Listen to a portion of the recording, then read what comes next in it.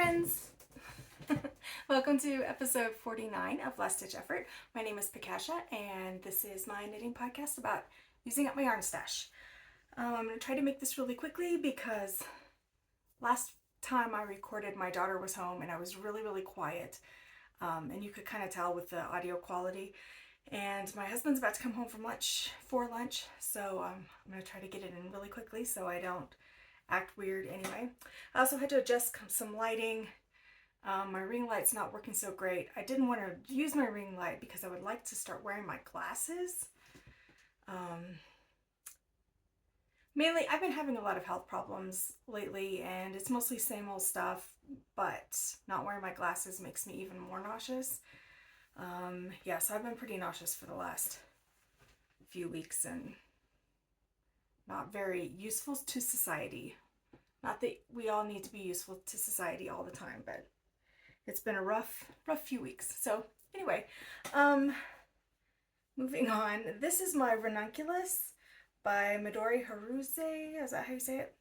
I used just some black drop spell, I believe, and I did it pretty cropped, but I'm very I'm long-waisted, but I wanted it to come right here so I could wear it with skirts and dresses. This is you can't see it at all, but it's a Henrietta by Spaghetti Western Sewing something.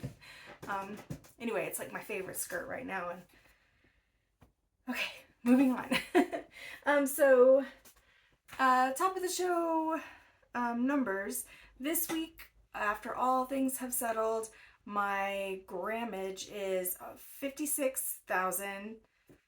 I believe that's 253. Once again, I'm not wearing my glasses, so that's where we're at. I did decide, I mentioned it last episode, that I wasn't sure about adding in my handspun into the totals, and I'm just adding the handspun in because that's what I should do, and it makes for more accurate records. Anyway, a lot to talk about today, but then also kind of not. So let's talk about finished objects. This is a pair of socks I was making for my daughter last week, and I know I don't know if I'd finished a full sock or I just turned the heel on the first sock or something. I don't know, but I have a pair. I believe the blue in this pair is Yarnsmiths, just Merino sock, and the color, it's a sparkle base from Gnome, and the colorway is Bertie Botts. But she's no longer dying. Not that you can really, this is the broken seed stitch socks, and I can never remember the designer, and it's horrible, and I feel really bad about it, but obviously not bad enough that I fix that behavior. So I promise I'll be better next time. But it is on my Ravelry page, or it does have its own Ravelry page. So finish those. I also finished, I wanted to knit this for years, since I got the book. I know that there was one Rhinebeck, I think when the book came out, where everybody wore them to Rhinebeck, and I've never been to Rhinebeck, but I don't know. I just remember Leslie from the Knit Girls laughing because everybody was wearing this hat. But this is the deer hat by Tiny Owl Knits, and it is so cute. And I had to make my ears, make sure that they were floppy because we have mule deer around here and they have big floppy ears. And then, okay, this is Knit Picks, some kind of Aran eco wool, and the colors I think was Winifred or Winnie. And then I used some leftover Rauma and palette. I ran out of whatever I used first and then finished off with something. And then I also held that with some pink, kid silk haze type stuff for the inner ear. Oh, can you guys see how stupidly cute this is? It's just, I love it. I mean, I love silly hats. So I know I should probably pass this on as a gift to a younger person, but I'm not old. I can wear this. Even if I was old, I am old. I can wear it. Who cares? It's the cutest. They're a little bit wonky. It was not the easiest for me to sew them on properly, but that's okay. It's cute. Super thrilled with that project, and it kind of knocked something off the bucket list, the knit bucket list from years ago, and that felt really good. Especially, I don't know about you guys, I talk about this a lot. Maybe this happens to me a lot, and it's probably my own fault too. No, it is my own fault, but I get really stagnant in my knitting, and we'll talk more about why later. But so just, quickly shooting out something like that just feels really good, and it's really energizing, and it kind of helped me continue and get unstuck. So I guess that's a good tip. If you're feeling stuck, just do something quick and kind of silly, maybe, whatever. I also, I don't consider this finished, but I finished all of the knitting for my daughter's nectar blanket. Now, I didn't do it the size that I originally thought, and some things changed. Basically, like, this is what the little I don't know, hexagons look like. This is the Nectar Blanket by Isolde Teague. So I finished a whole bunch of these, and I decided I needed to start blocking them because it was going to be quite an endeavor. So after much thinking, I thought I'll just kind of steam block it with an iron. And then I'm like, well, I've got a bunch of these. I just kind of want to see what happens if I kill the acrylic, which is essentially heat treating it enough that the acrylic fibers, the plastic melts essentially. So when you do that, it becomes this like drapey, silky, amazing fabric. And it is so, it just feels so much better. It doesn't have that crunchy acrylic feeling. It just has like a smooth, almost like a rayon feel to it. And also, that increased the size of each hexagon significantly, so much so that my husband redid the calculations for me, and I was able to do far fewer hexagons to get a good size for my daughter's bed. So I finished them all. I only had a few left after all was said and done. So once I get the last few killed or blocked, I'm going to start seaming those together. I've already started some layout ideas, and yeah, so that's probably what I'll work on. So my husband does architectural drafting. He's not an architect, but whatever. So in AutoCAD, he made me like this graph. So I'm going to use that to essentially figure out which one goes where, and to make it super easy to seam and to mark what I'm doing and keep track of things. So if you know AutoCAD, or someone who does, and they can whip up something like a little chart for you, like if you're a quilter, I don't know, maybe that's a skill you should probably learn. I should probably learn it myself, but instead I just make him do it because that's the kind of person I am. Anyway, those are all done. So probably I'm going to try to bust out the seaming. I don't know how long it's going to take me. I'm probably being way optimistic about it, but we're headed down to visit her fairly soon, and I would like to get it done by then, which could mean that I won't show it again on the podcast. I will have photos up on my Instagram, which that information is down below, and I would love for you to follow me there and say hi. Just let me know you're there. Anyway, you can see it there for sure. So no more finished things, although that was a lot of finished things. I did have a finished spin though. This is this month's Hello Yarn Club. It's an organic Polworth that Adrian dyed, and the colorway is called Sun Shines and Moon Glows, and I got a worsted weight 2-ply because I love doing 2-ply. It's just simple and it's just relaxing. Divide it in half and go to town. And and get your hair in it. Anyway, it's gorgeous, like almost southwestern colors, which fits because I live in the Southwest. But the thing is, the concern, oh, it just got really dark. The concern I have with this is, although it's Polworth, it is a very drapey Polworth. So I'm not sure how well a hat or something that needs to be like made from a sturdier yarn is going to go, or if I need to figure out some way to turn it into a cowl or part of like a drapier shawl.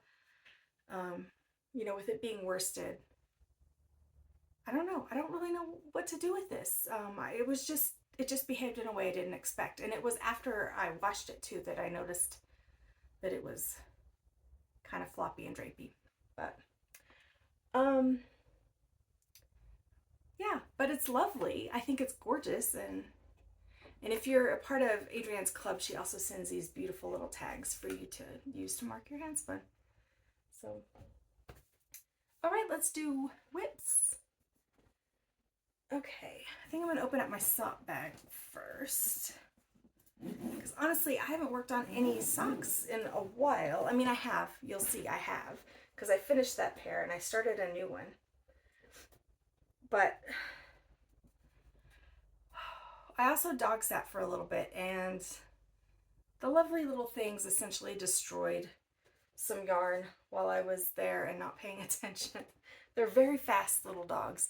So this has been, it's just been a mess. Anyway, but I started another pair of socks for my daughter. Actually, I might keep these for myself out of the leftover Nico Norb that I made last week.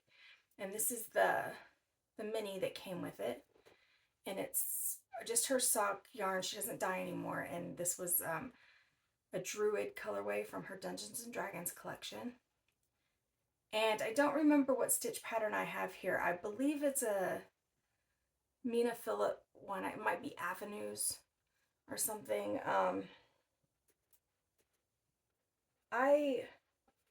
When I find like a little pattern, a little like knit pattern, not like actual like project pattern that I like, I sometimes copy it into a little notebook like this.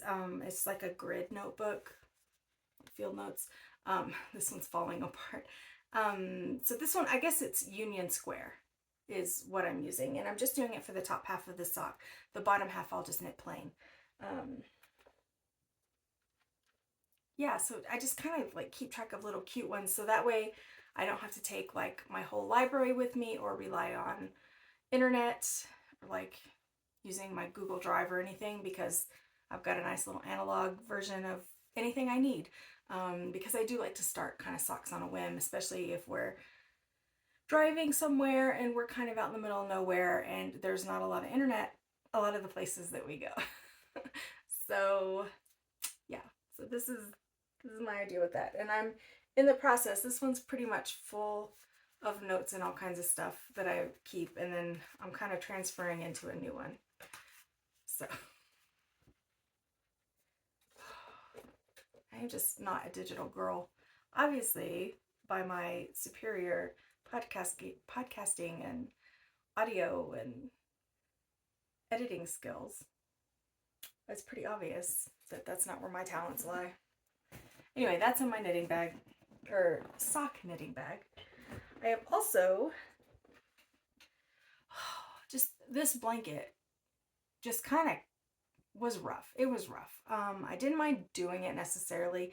It was just such a big project that I just really wasn't inspired to knit at all, because I felt guilty anytime I tried to work on anything else. So the second I finished that,